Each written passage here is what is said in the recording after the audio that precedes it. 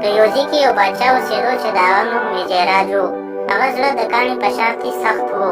د چا خبره به یې نه اورېدله. چې چا به هم د هغه خلاف اواز اوچتولو نو هغه له بې سخته ناسخته سزا ورکوله. په دې ځای کې دوه ملګري اوسېدل چې د هغې نوم روي او شرما و. هغه ډېر پاخه دوستان وو. د دواړو په یو بل باندې ډېره زیاته بروسه وه. هغوی چې د باچا کارونه وکتل چوپ کښېناستل او د هغه خلاف یې خبرې شروع کړې. یو ورځ د روي د باچا خلاف خبرې کولې چې د باچا پوځیانو هغې ولیدل او زر زر یې روي ونیولو او د باچا مخې ته یې بوتلو.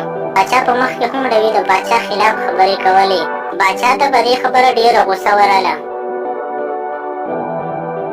او خپل سپایانو ته یې ویل چې روي په جیل کې بند کړئ.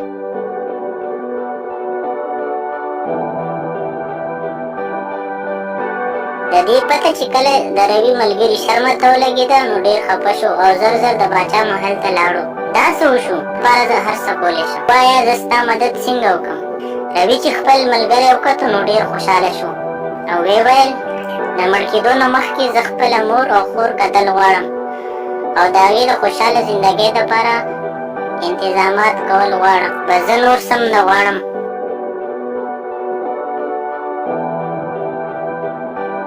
شرما زر زر د باچا طرف ته لاړو او د خپل ملګري اخري خواهشي ورته وویلو. باچا سلامت زما ملګری روي څو ورځو دپاره آزاد چې تر څو پورې هغه واپس نه وي راغلی نو زه په حوالات کې بند یم. باچا ورته وویل که چېرې ستا ملګری د پانسۍ وخت پورې واپس رانلو نو د هغه په ځای به تاله پانسي درکړو. شرما د باچا خبره ومنله. د شرما په خپل ملګري باندې ډېر زیات اعتبار و او باچا چې دا وکتلو نو حیران شو.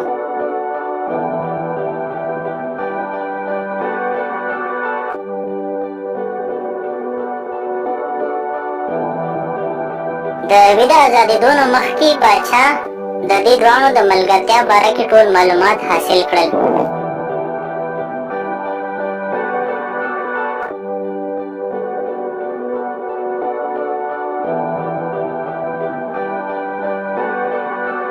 یو میاشت ختمه شوه او روي اوسه پورې واپس رانلو.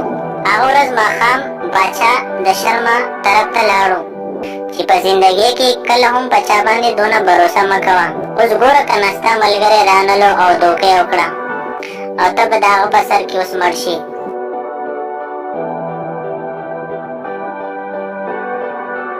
په دې وخت کې اچانک روي رالو. روي د خپل ملګري سره غاړه میلو کړله او ورته ویې ویل ما دلته د وختي راتلو ډېر کوشش وکړو خو رانلم. خیر ستا د وجې زه خپل خور او مور سره میلو شوم او د هغوی د خوشحاله زندګۍ دپاره مې ټول بندوبست وکړو.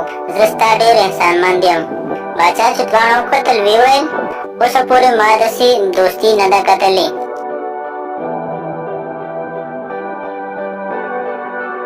چې په هغې کې ملګري د خپل سر نه تېر شي. زما په تاسو باندې ډېر فخر دی چې زما په علاقه کې داسې خلک هم اوسېږي. داسې ویل او باچا دواړه آزاد کړل او د هغه ورځې نه باچا ډېر ښه وخت تېرول شروع کړل.